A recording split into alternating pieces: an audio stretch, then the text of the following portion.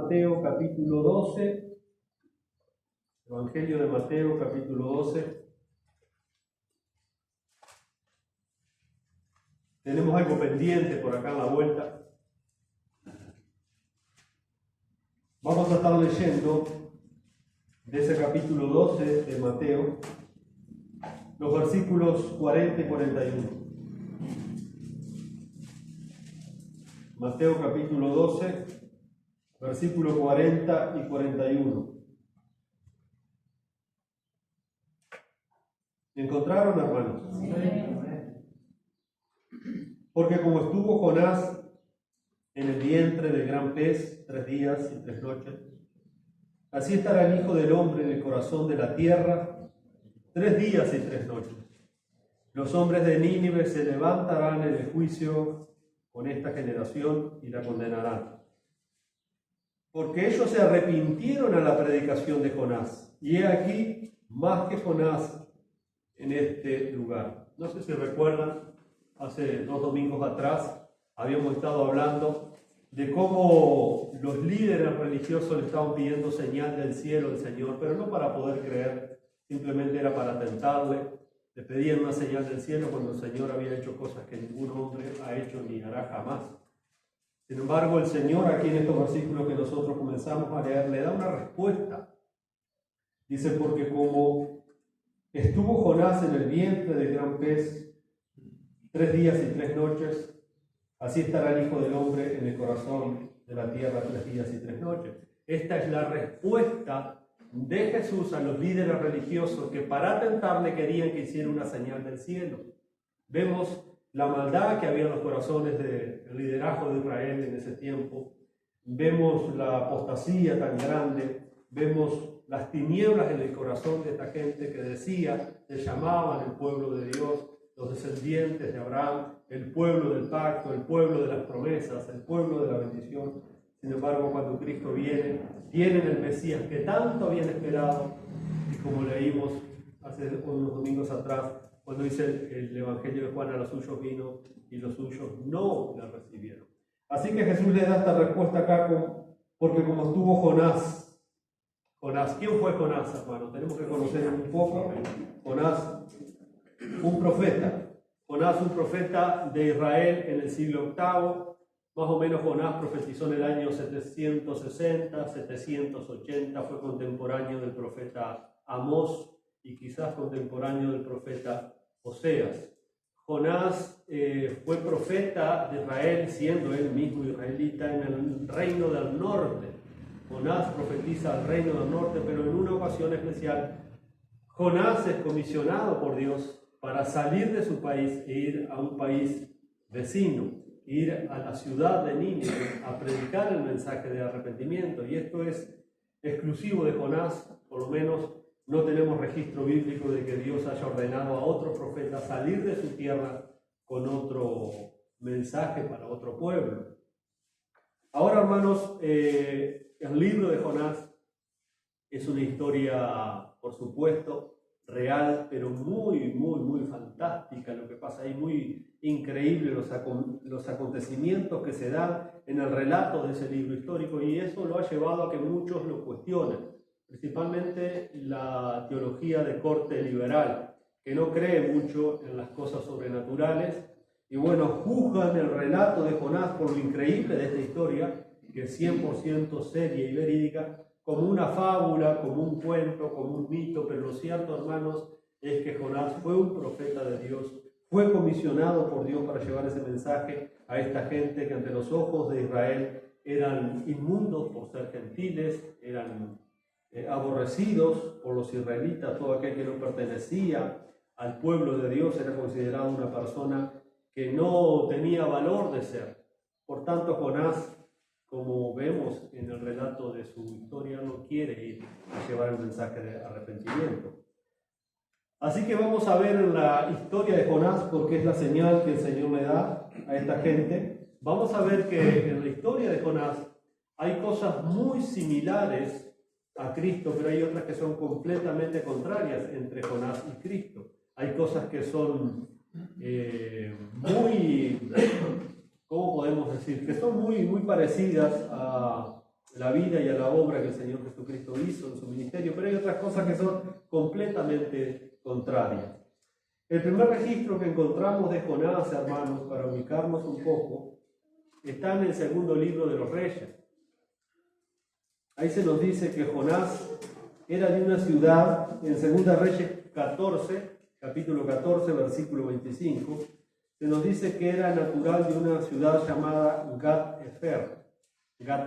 Y también se nos dice que era hijo de Amitai, en ese texto de Segunda de Reyes, lo mismo que en el libro de Jonás, capítulo 1, versículo 1. Se nos dice que el profeta Jonás era hijo de Amitai. Por lo tanto, es el mismo profeta a quien se hace alusión allí en el libro de los Reyes. Ahora, Gat-Efer, hermanos, era una ciudad que quedaba en el norte de Israel, que quedaba en la zona de Galilea, a 5 kilómetros de Nazaret. ¿Quién se había criado en Nazaret? Jesús se había criado en Nazaret. Por lo tanto, ahí vemos la primera similitud entre Jonás y entre Jesús. Jonás se había criado en esa ciudad que quedaba en el norte de Israel. Así que en la vida, en la historia de este personaje, de Jonás, vamos a ver paralelismos con Jesús, pero vamos a ver cosas completamente contrarias a la vida y al ministerio de Jesús. En una ocasión, estos fariseos que estaban acusando a Jesús, que no creían a Jesús, mandan a apresar a Jesús. Juan capítulo 7, mandan a los alguaciles a apresar a Jesús. Cuando los alguaciles llegan, no traían a Jesús, y los fariseos le preguntan, pero ¿por qué no lo trajeron? Y los alguaciles le dicen, lo que pasa es que nunca hemos escuchado hablar a una persona así. ¿Y quién estaba allí entre los fariseos? Nicodemo. Y Nicodemo hace una defensa de Jesús. Y los fariseos, al escuchar la defensa de Nicodemo acerca de Jesús, le dicen, ¿eres tú Galileo? Escudriña, dice, y ve que de Galilea no ha salido ningún profeta. Bueno, o ellos estaban ignorando las escrituras o no querían ver lo que se veía muy claramente, que Jonás era de esta ciudad de Galilea. Y ellos le dicen ahí en Juan capítulo 7, en el versículo... Espera un poquito que ahora me olvidé y no sé si lo anoté ese pasaje, donde le dicen allí, en el versículo 52, le dice Juan 7:52, dice, escudriña, ¿no sabes que de Galilea no ha salido ningún profeta? Bueno, ellos estaban ignorando que Jonás era de ahí, era de Galilea. Y aunque en los tiempos de Jonás, Israel estaba gozando cierta prosperidad económica, material, tenían cierta paz, lo cierto es que espiritualmente estaban en una decadencia terrible cuando Jonás es llamado al ministerio. Había mucha injusticia social, había mucha apostasía, había mucha delincuencia, se habían olvidado prácticamente del Señor. Recuerden que el reino del norte fue el primero en ser deportado por esos mismos asirios que Jonás les va a predicar el mensaje de arrepentimiento. Años después, unos años después, quizás 40, 50 años después, estos mismos asirios invaden el norte de Israel. Iba a ser el azote de Dios para juzgar a ese duro pueblo de Israel, que era la nación del norte, y lo llevan cautivo. Esa fue la primera deportación. Dijimos que Jonás profetiza el año 760, 780, y en el año 722 los asirios toman cautivo el reino del norte de Israel. Y ahí donde se habla de la dispersión de las 10 tribus de Israel, donde se mezclan los judíos con los asirios. Ahí la primera deportación. Después quedó el reino del sur, Judá y Benjamín, las dos tribus que constituían el reino del sur. Y en el año 586, primero hubo dos deportaciones, una en el 606 y otra en el 586, donde el rey caldeo, Nabucodonosor, termina sitiando Jerusalén y se lleva entonces cautivo el reino del sur. Pero el reino del norte, del cual Jonás era profeta, en el año 722 fue entonces llevada cautivo por los asirios, fue deportada por la nación de Asirio, que eran muy crueles. Los asirios eran conocidos por su crueldad, era gente muy cruel con sus enemigos, con aquellos que capturaban. Por eso los judíos despreciaban, los israelitas odiaban a esta gente, a los asirios, porque realmente era una crueldad tremenda. Pero sin embargo Dios usó a esos asirios que ellos odiaban para llevarlos después cautivos a ellos, para destruir el reino del norte. Jonás también es el único donde como profeta es enviado a una nación extranjera, una nación gentil, para comunicar un mensaje en su contra, aunque el mensaje de Jonás era de juicio, pero también vemos la compasión de Dios en ese mensaje. Vemos la misericordia de Dios, cosa que Jonás no tenía por ese pueblo, porque él fue porque Dios lo obligó por segunda vez. La primera vez quiso huir de la voluntad de Dios hasta que Dios hace algo maravilloso en la vida de Jonás, trata con Jonás, pero lo cierto es que Jonás no amaba a sus enemigos, no quería ir con el mensaje de Dios a los ninivitas, pero vemos la compasión y la misericordia de Dios. ¿Por qué? Porque ellos se arrepintieron al mensaje de Jonás, y es lo que el Señor les quiere hacer ver a esta gente. Se arrepintieron al mensaje de Jonás. Y dice, y uno mayor que Jonás está acá, y ustedes sin embargo no se arrepienten, están más endurecidos. Ahora, Jonás, como buen israelita o judío, no le gustó nada el proceder de Dios. Por eso él quiso huir de la presencia del Señor. Quizá Jonás, como muchos judíos, estaban ignorando la promesa de Dios hecha a su padre Abraham, que tanto se jactaban ellos de que eran descendientes de Abraham. Y Dios había dado una promesa a Abraham en Génesis capítulo 12, que esa promesa dada a Abraham cubría también a los gentiles, a todas las naciones de la tierra. En Génesis capítulo 12, versículos 2 y 3, donde dice, y haré de ti una gran nación, y te bendeciré, y engrandeceré tu nombre, y serás bendición. Bendeciré a los que te bendigan, y a los que te maldijeren maldeciré. Y luego dice Dios a Abraham, y serán benditas en ti todas las naciones de la tierra. Serán benditas en ti, porque el descendiente de Abraham fue Cristo. Y por medio de Cristo han sido benditas todas las naciones de la tierra, judíos y no judíos. Serán benditas en ti todas las naciones de la tierra. ¿Se acuerdan cuando vimos el libro de los Hechos, cómo a los cristianos les costó reconocer que los gentiles también podían pertenecer al reino de Dios? Les costó y les costó. Bueno, imagínense del otro lado de la cruz, antes de que esto sucediera, ellos nunca creyeron, hermanos, que los gentiles podían pertenecer al pueblo de Dios. Por eso los odiaban. Por eso ellos no tenían compasión ni misericordia por este tipo de gente, pero habían olvidado la promesa que Dios le había hecho a Abraham.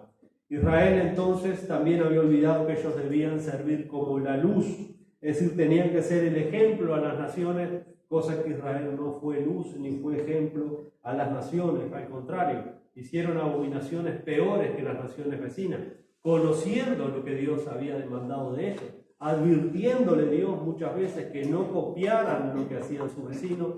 Sin embargo, Israel no cumplió con esto, no fue la luz, no fue de ejemplo, no sostuvo en alto el nombre ni la gloria de Dios. Hicieron todo lo contrario, por eso Dios los iba a juzgar. Y aunque Jonás, hermanos, por su falta de obediencia, pero también por su buen relacionamiento o comunión con Dios, representa de alguna manera a la nación de Israel, principalmente al reino del norte, que es el que va a ser juzgado primero. De hecho, Jonás es el único israelita en todo el libro de él, no se menciona otro israelita, el único es Jonás ahí. No obstante, eso apunta y proyecta a una realidad mucho mayor y mucho mejor, que era el verdadero Jonás, que es el Señor Jesucristo. Así como Jonás despreció el mensaje de Dios, rehusó, a menos que después de una manera hasta forzosa tuvo que ir a Nínive. Sin embargo, el Señor Jesucristo tuvo amor por sus enemigos. El Señor Jesucristo se deleitó en obedecer el mandamiento del Padre, en hacer la voluntad del Padre. Y en eso vemos una antítesis tremenda entre Jonás y Jesús. El Señor lo manda a Jonás, lo comisiona a ir a Nínive. Nínive quedaba más de 1200 kilómetros, era un viaje largo, tenía que ir a predicar una sentencia de juicio, tenían que arrepentirse porque el mensaje de Jonás era de aquí a 40 días Nínive va a ser destruida.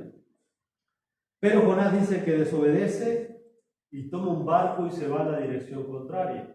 Se va para Tarsis, que quedaba en la dirección contraria a Nínive. Él quería escapar de esa responsabilidad, no quería ir a predicar la palabra de Dios allí a Nínive, como nos indica en el capítulo 1, versículo 2 de su libro. Porque los asirios suponían una amenaza para Israel. siempre fueron una amenaza para Israel, por eso los israelitas aborrecían a los asirios por su maldad, por su crueldad, y no eran dignos, según los judíos, de la misericordia de Dios. Por eso Jonás escapó, porque él después va a decir: yo por eso me fui, porque yo sabía que tú eres un Dios misericordioso, yo sabía que los iba a perdonar, por eso yo me fui. Él no quiso llevar el mensaje de Dios, porque él sabía que el mensaje de Dios siempre, si bien era un mensaje de juicio, siempre iba acompañado de misericordia, pero él no quería que sus enemigos tuvieran misericordia del Señor. Es el único caso que vemos en las Escrituras donde un profeta rehúsa de tal forma desobedecer a Dios. Es el único caso donde Jonás inmediatamente recibe la orden de Dios, pero sale al lado contrario.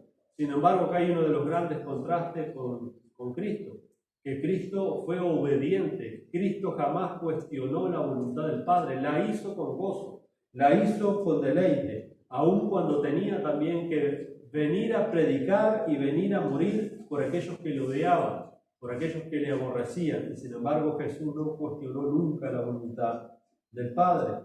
Filipenses 2:8 nos dice que Cristo se hizo obediente hasta la muerte de cruz.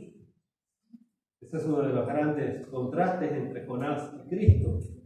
En Hebreos capítulo 10, hablando de la obediencia del Señor Jesucristo, se nos dice: por lo cual, entrando en el mundo, dice, está hablando de Jesús, entrando en el mundo, dice, sacrificio y ofrenda no quisiste, más me preparaste cuerpo, holocausto y expiaciones por el pecado, no te agradaron, entonces dije: he aquí vengo, oh Dios, para hacer tu voluntad, como en el rollo del libro está escrito de mí. Jesús vino para hacer la voluntad de Dios. Y Jesús sabía que la voluntad de Dios lo iba a llevar a un madero, lo iba a llevar a ser crucificado, lo iba a llevar a ser vituperado por sus enemigos, por sus detractores.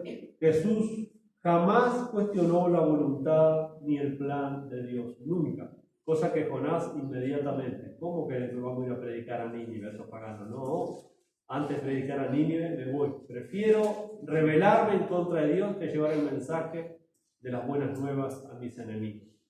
Cristo lo contrario. Cristo jamás cuestionó la voluntad del Padre. Después que Jesús habló con la mujer samaritana en Juan capítulo 4, la mujer se va admirada de lo que Jesús le dijo, se va para su pueblo y cuenta allí todo lo que Jesús le había dicho. Y vienen los discípulos del Señor y lo encuentran solo al Señor.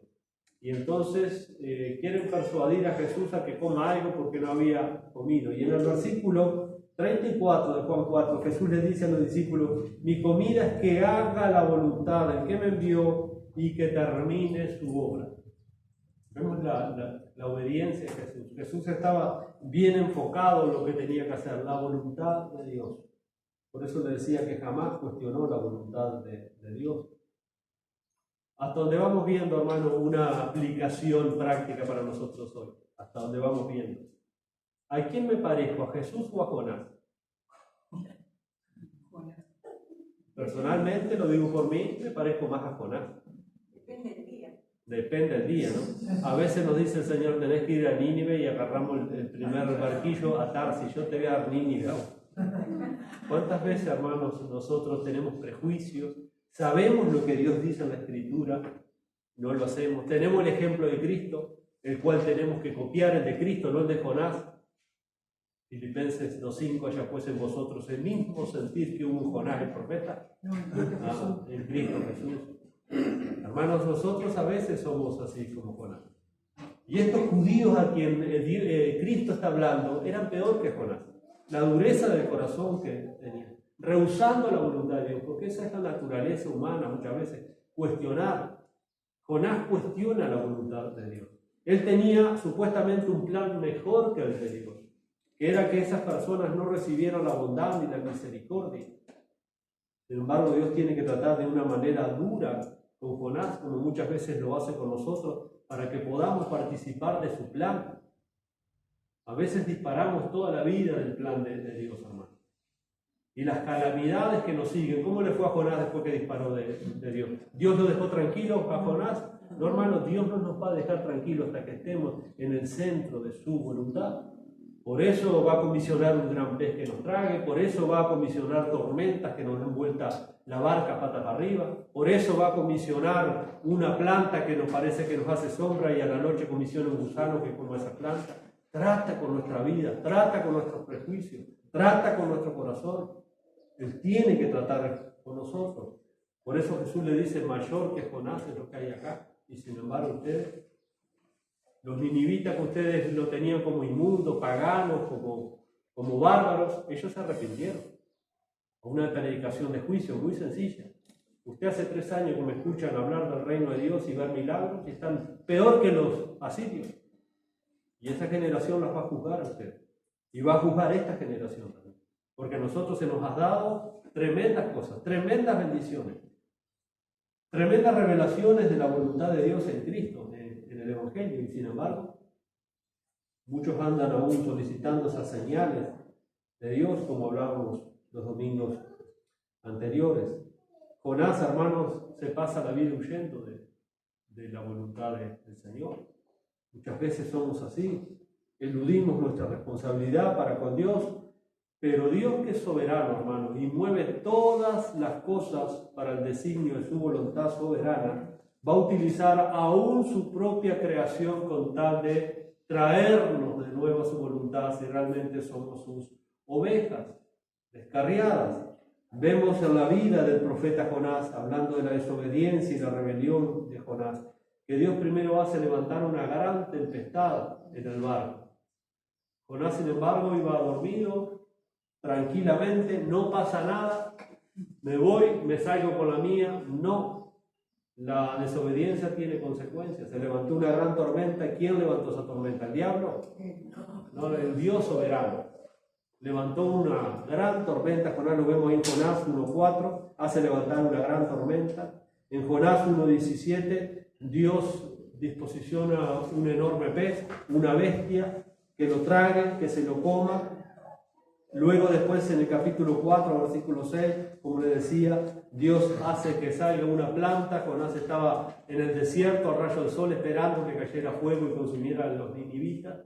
Y Dios hace que crezca una planta y le hace sombra. Pero también en la noche Dios comisiona un gusano que se comiera la planta. El versículo 7, y luego un viento solano, un viento caliente, abrasador, que desmayaba a Jonás en el capítulo 4, en el versículo 8. Dios estaba tratando con el corazón de Jonás, con el prejuicio de Jonás, con la dureza del corazón de Jonás.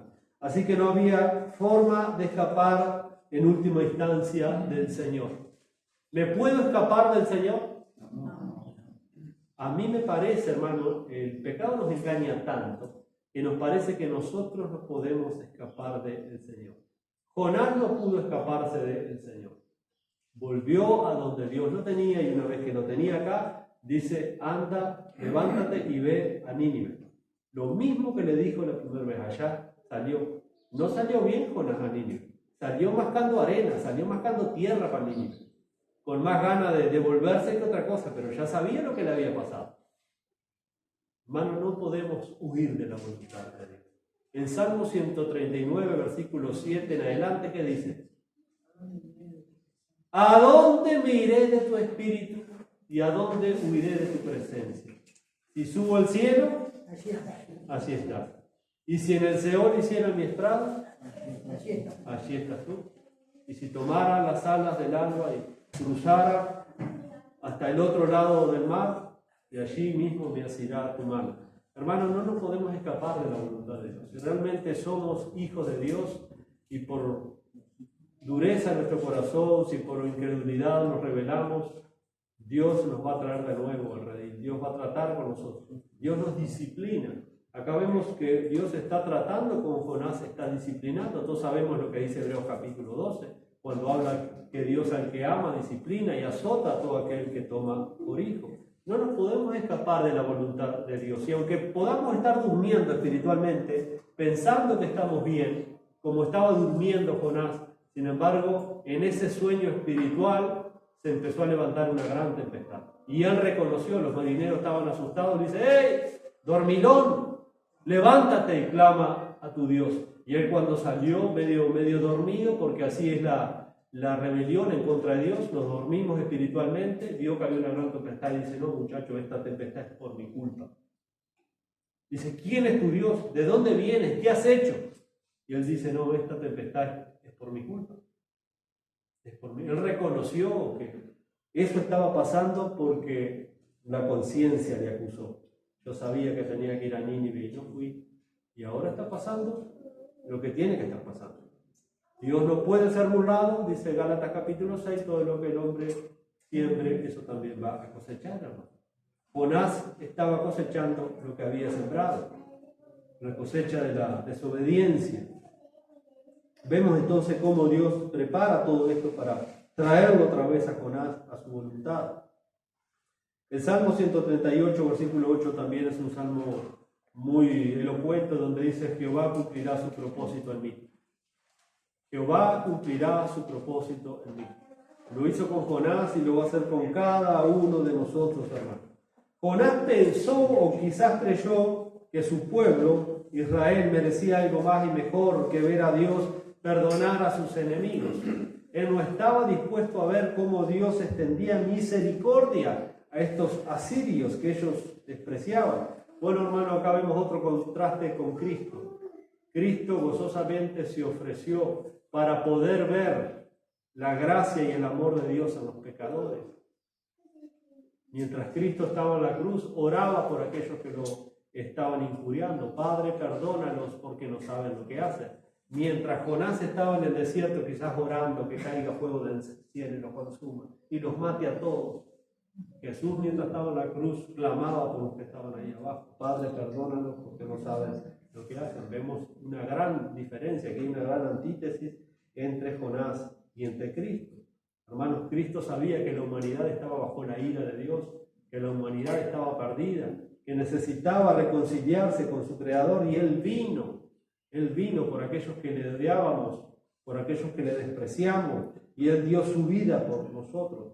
Y otra similitud que encontramos también es que mientras Jonás, yo le decía que estaba durmiendo plácidamente en el barco, a la vez que los marineros estaban completamente temerosos, asustados, desesperados, bueno, nuestro Señor Jesucristo dice en los evangelios que también en una ocasión estaba durmiendo en el cabezal de una barca mientras sus discípulos estaban angustiados y van y lo sacuden y le dicen, Señor, no te da cosa que perecemos, que nos estamos hundiendo, porque dice que se había levantado una gran tormenta. Ahora, la tormenta que se levantó en el caso de Jonás fue por consecuencia de la desobediencia y la rebelión de Jonás.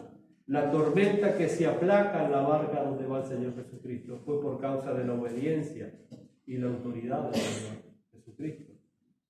Esa es la gran diferencia también que encontramos. Por lo tanto, una tormenta es causada por la desobediencia de Jonás, pero la otra tormenta, la otra tempestad es calmada por causa de la obediencia del Señor. Cuando le dice calla, enmudece, y dice que al instante hubo grande bonanza. Es notable también destacar de Jonás que el celo por su pueblo, él estuvo dispuesto a morir por su pueblo. Porque recuerden que él les dice a los marineros, para que se calme esta tempestad me tienen que echar al mar. Él estuvo dispuesto también a morir por su pueblo. ¿Saben por qué? Con tal de que el pueblo asirio no invadiera su nación. Porque él sabía que si tenía que ir, Dios los iba a perdonar. Mejor échenme en el mar. Estuvo dispuesto a dar su vida por su propia nación, por su propio pueblo, por su propia raza. Porque él sabía, hermanos, que los asirios eran una amenaza muy potente para su pueblo, para su nación. Cristo no solo estuvo dispuesto a morir, sino que dio completamente su vida por sus enemigos. Él se dio voluntariamente a manos de inicuos, como dice la Escritura, para hacer el perfecto sacrificio por nuestros pecados, de tal modo que el sacrificio de Cristo pueda salvar a muchos. Y eso es lo que hoy recordamos y conmemoramos en la Santa Cena, que nosotros somos el pueblo de Dios y fuimos rescatados por la vida de nuestro Señor Jesucristo, siendo sus enemigos. Sin embargo, Jonás no dio su vida por los ninivitas. Él dio su vida con tal de no ir a Nínive y ese pueblo no invadiera a su nación, porque él odiaba a los ninivitas. Sin embargo, nosotros odiábamos a Jesús, pero Jesús nos amaba y dio su vida por nosotros. Notemos una tremenda diferencia. Por eso al acercarse a la multitud, a la última semana de su vida terrenal, antes de entrar a Jerusalén, y el Señor ya sabía de antemano todo lo que le iba a suceder, que lo iban a golpear, que lo iban a lacerar y que lo iban a matar en una cruz, dice que afirmó su rostro para ir allí a la cruz, a Jerusalén.